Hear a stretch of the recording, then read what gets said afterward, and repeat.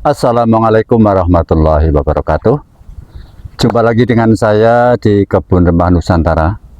Semoga saya doakan selalu Anda dalam keadaan sehat walafiat, diberikan rezeki yang melimpah, hidup yang barokah, selalu bisa beribadah. Amin. Sedulur-sedulur tani, pemerhati pertanian, kawula muda, dimanapun Anda berada, sore ini sore yang sangat cerah. Kesempatan yang baik ini, mohon izin perkenankan saya akan berbagi pengalaman tentang menanam sayuran pada pot kapiler, sebagaimana yang awal dulu saya sudah jelaskan apa itu pot kapiler. Nah, sebelum kita mulai menanam, saya sampaikan dulu hal-hal yang perlu dipersiapkan.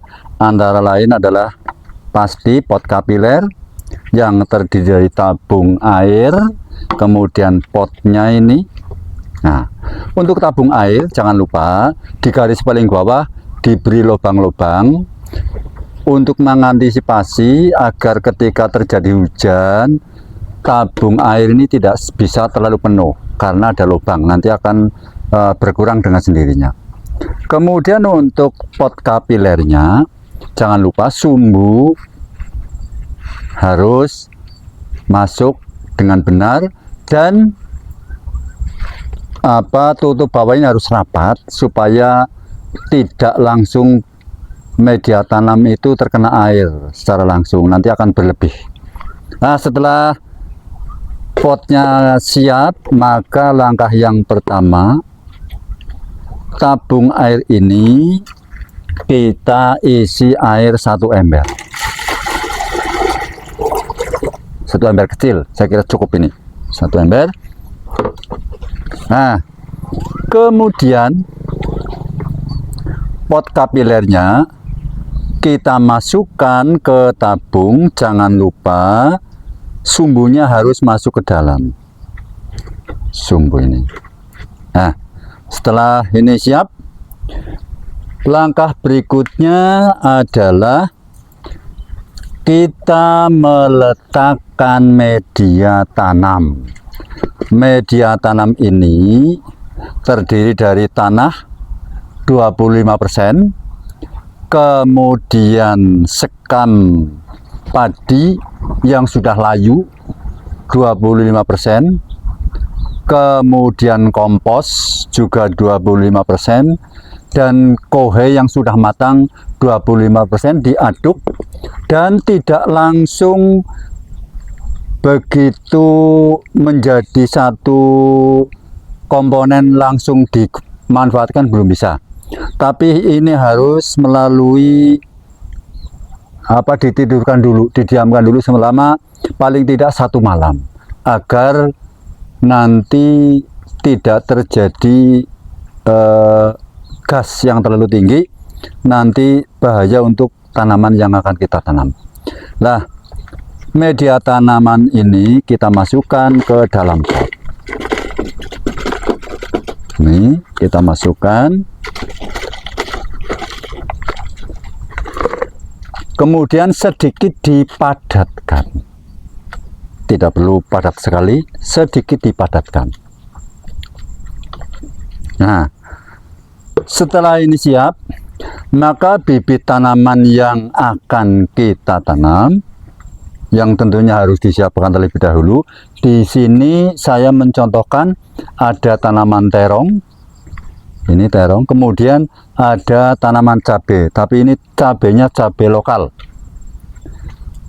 Baru kita siap menanam. Caranya, perhatikan, menanam bibit terong, bibit cabai itu tidak perlu terlalu dalam, cukup sebatas di atas akar sedikit, sehingga nanti akan cepat tumbuh, cepat berkembang. Kalau terlalu dalam, nanti perkembangannya akan lambat sekali. Ini dulu harus diperhatikan. Setelah bibit kita siap, media tanam kita siap, baru kita kasih lubang sedikit di tengahnya. Bibit kita masukkan, saya ingatkan jangan terlalu dalam. Nah, baru dipadatkan sedikit saja, sedikit dipadatkan. Kemudian panjenengan ketika memberi atau menuang media tanam di pot ini, karena baru sumbunya menyerap air, otomatis media tanah yang di sini belum basah, masih kurang basah. Oleh karena itu tunggu beberapa saat dulu, atau kalau panjenengan kurang sabar bisa dibasahi sedikit sepanjang tidak terlalu basah untuk cadangan bagi tanaman yang baru. Nah, ini di sini saya contohkan ada 10 tanaman dari cabai kemudian terong. Setelah semuanya tertanam seperti ini, karena ini tanaman baru, maka jangan langsung diletakkan di tempat yang terkena sinar matahari langsung, karena nanti akan layu. Nah, untuk menghindari layu itu harus diberi pelindung atau sementara ditempatkan di tempat yang agak teduh. Nanti setelah 3 hari pohon yang baru ini, tanaman yang baru ini sudah kuat untuk diletakkan di tempat yang bisa terkena matahari langsung. Kemudian karena media tanah ini sudah memenuhi standar untuk tanaman ini, menurut saya yang pernah saya alami, ini hampir tidak butuh pupuk tambahan. Cukup nanti menjaga kesehatan tanaman. Contohnya dari hama, cukup siapkan bawang putih untuk diambil sarinya untuk disemprotkan. Kemudian ini hal-hal yang kadang-kadang lupa, terutama ibu-ibu. Ibu-ibu yang gemar membuat tanaman di sekeliling rumah. Kemudian ada tetangganya memelihara ayam, memelihara bebek atau yang lain, atau bahkan mungkin Anda punya kucing di rumah. Ini perlu dijaga keamanannya. Jangan sampai tanaman sudah kita tanam dengan baik, sudah bagus, sudah subur, tapi keamanannya kurang terjamin. Nah, ini nanti juga akan mubazir usaha kita. Nah, sebetulnya ini tanaman sederhana, tetapi apabila masing-masing rumah memiliki tanaman seperti ini, maka dipastikan rumah Anda menjadi segar, menjadi indah, dan memiliki hasil walaupun tidak terlalu banyak. Tapi ini kalau dikembangkan, punya halaman yang cukup luas, juga akan membuat hasil yang bagus. Sekali lagi mohon maaf kepada sedulur-sedulur tani semuanya, saya tidak menggurui Anda, tapi sekedar berbagi pengalaman. Mudah-mudahan apa yang saya lakukan, saya tularkan kepada sedulur-sedulur, ada manfaatnya.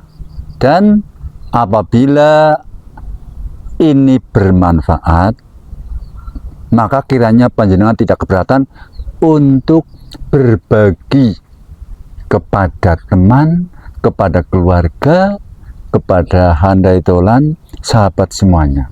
Sehingga ilmu yang bermanfaat ketika kita bagikan kepada yang lain akan menjadi lebih bagus, menjadi amal bagi Anda.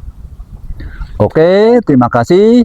Jangan lupa like, subscribe, share ke teman, sedulur-sedulur dimanapun berada. Semoga bermanfaat. Mohon maaf. Billahi taufiq wal hidayah. Wassalamualaikum warahmatullahi wabarakatuh. Kebun Rempah Nusantara, Indonesiaku, surgaku. Kebun Rempah Nusantara, Indonesiaku, surgaku.